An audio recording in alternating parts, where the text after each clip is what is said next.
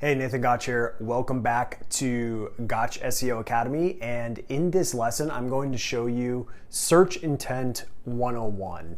And so I mentioned in a previous video that search intent is one of the most important things that you need to understand if you're going to be able to rank on the first page of Google on a consistent basis. And so it is so incredibly important. I could go through many examples of why it's so important based on the fact that I have failed so many times at getting this wrong.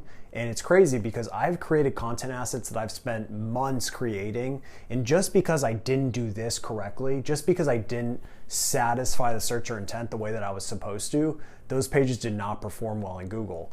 And so it doesn't matter how good your content is. It doesn't matter if you have Stephen King himself write your content or if you have Gary Vaynerchuk record a video for you. It does not matter how good that content is if it doesn't properly satisfy search intent. So that's why I've dedicated an entire video to this, because it's so incredibly important to your success. So let's jump right in. So the first thing I want to show you is this first box here.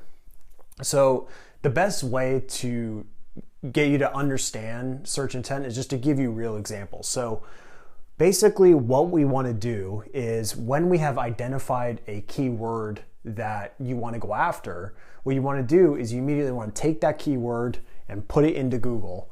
And what we want to do is you want to analyze the results for that keyword. So in this case, I chose a very general keyword phrase, Chicago plumber. And so think about what the intent behind that keyword is. If someone is going into Google and they're typing in Chicago plumber, they're definitely looking for a Chicago plumber. It's very clear cut. And there may be some other results on there that are not Chicago plumbers, such as there being a Yelp listing or other really authoritative directory-based sites. But in most cases, especially if you're searching from Chicago, you're gonna see a bunch of Chicago plumbers. And that's what Google's going to show, because that's what makes sense with this particular keyword phrase. And so in this case, if you wanted to rank for Chicago plumber, you would want to look at these results and see, okay, every single result, or the top 5 results, are all home pages of Chicago plumbing companies. And so you would know that you would probably need to try to rank your home page for that particular keyword phrase, because that's what Google is showing. Or the opposite is true. If all of these are internal pages, sub-pages, then maybe you should create a sub-page as well to rank for that keyword. So the main takeaway is that you should be modeling the results on the first page for whatever that keyword is. So the second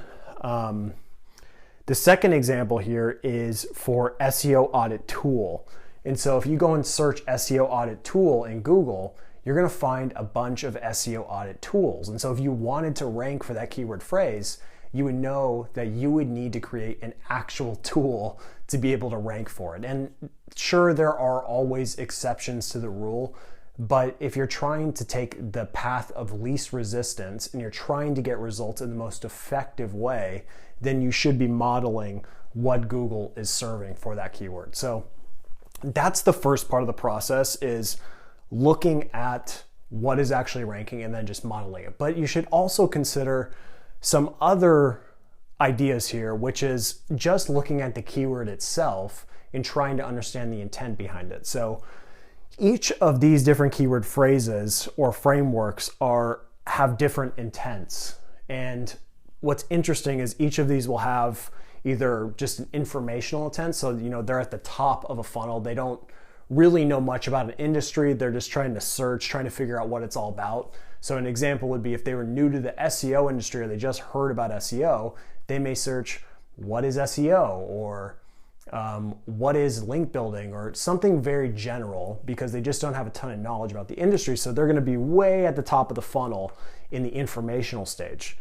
But if someone was deeper into the funnel, they already knew what SEO is. They know that they need tools to be able to perform SEO. They need tools to be able to get results in an SEO campaign. They may search something like buy Ahrefs or buy SEMrush, something like that, because they're already a little bit deeper into the funnel. They're actually probably toward the bottom of the funnel and they're ready to buy now. So in this case, you would know that if it was buy SEMrush, you would, if you were SEMrush, you would want to make sure that you were ranking for that phrase, because those people that land on that page, they are primed and ready to buy.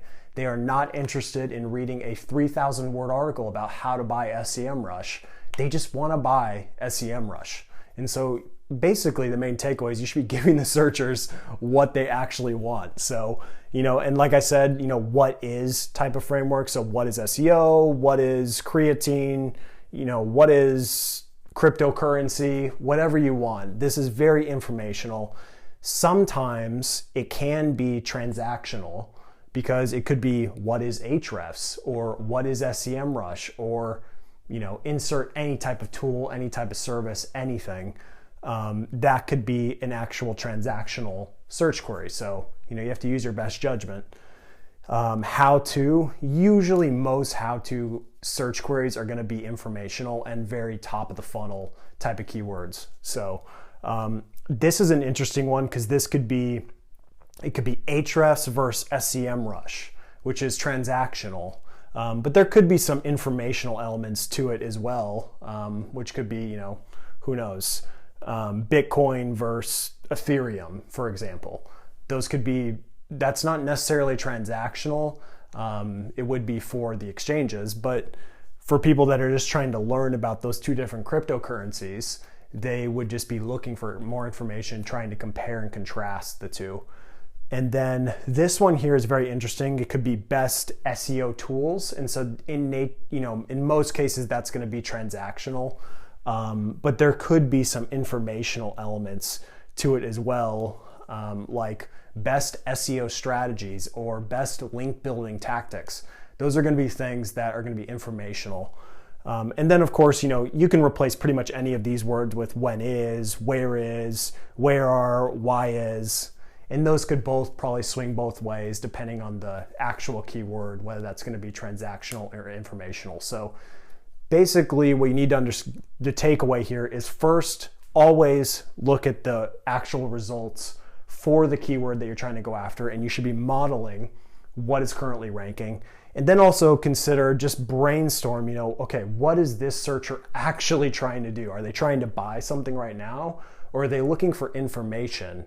And that's important, because when you create that page, you're going to want to figure out what the call to action is going to be in that particular piece of content and where that searcher is at your funnel. So someone searching what is SEO, well, if you create the best content asset and you rank on the first page for what is SEO, well, when someone lands on that page, even if they digest all of your content and they now know what SEO is, it doesn't mean they're going to buy from you, because they're still way at the top of the funnel. So it's very, very unlikely. So the smart thing to do would be to give them another piece of value and then another piece of value, so you can continue to build that relationship over time, so that then they can start doing these types of searches, which is buy your tool or your service or your product deeper down into the funnel. And so basically what you need to understand is just have a basic understanding of funnels, which helps a lot, because you're going to be, this is top of the funnel. So what is SEO? And then right here, maybe let's say I'm Moz, for example. Maybe I'm going to have Moz versus Ahrefs. So that would be the middle of the funnel. So I'll just illustrate this. So T, top of the funnel, informational. Moz, so we have Moz versus Ahrefs.